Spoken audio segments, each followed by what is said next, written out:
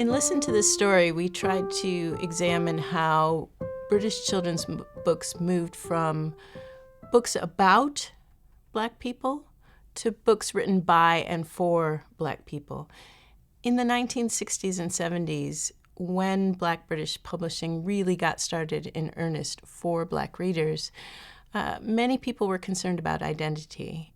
The community of Black people in this country, the community of parents, got together, talked about education, talked about publishing, and started to produce books that would hopefully strengthen a child's identity.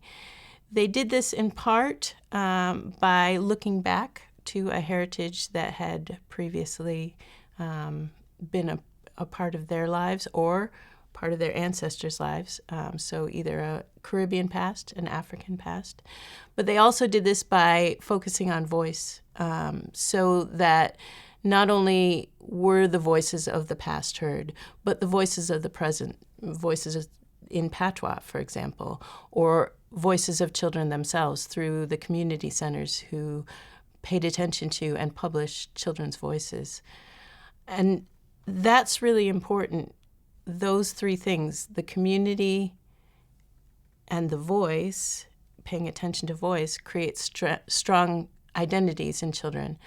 But also, children with strong identities can support those communities and use their voice to make change. And indeed, that's what has continued to happen as we look to what is happening now in children's books. So, for example, we still have an interest in community and the past, but that interest is much wider. So you have people like Kendasi Chimbiri writing about the Windrush, which led to a flood of picture books about the Windrush recently. And that's an important part of history to look back to. But it's also been a time when British history has been really expanding. When people talk about colorblind casting and how that's just silly because Black people didn't exist. Well, we have evidence that Black people existed throughout British history, and that's starting to get into children's books so that the next generation of children can understand that Black people have been here for centuries, from the Roman times in books like Layla Rashid's Empire's End, straight through to Tudor times, Victorian times, and so on. So British history and Black history have come together. And it's not just that kind of history. It is also that the voice has changed and become multiple. So whereas in the 1960s and 70s, Black British publishers were concerned with making sure that kids heard the voice of patois, for example, now multiple Englishes are a part of Black British children's literature. So you have African phrases, African Englishes, as well as Caribbean Englishes, as well as families who speak Brummie or South London or any other kind of British accent that you might think of. This is the kind of children's literature that is being produced now so that children of all backgrounds can see that they belong in children's literature. Multiple families that are blended of dual or even multiple heritages, multiple religions. So if you look at the picture from Lucy Farfort's New Baby that is in the exhibition, you'll see you have a very blended family of two different heritages coming together.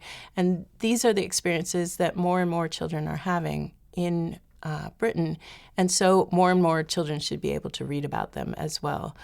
And finally, Black British children's literature is looking toward the global community, not just looking back to Africa as something that happened in their past, but as something that's important for their future. So Ken Wilson Max's Eco Girl, for example, which is showcased beautifully in the exhibition right as you come up the stairs, it's the biggest illustration in the exhibition, is about a little girl who learns the wisdom of her grandmother, as in many children's books before her, but she uses that to help the planet and help the climate around her.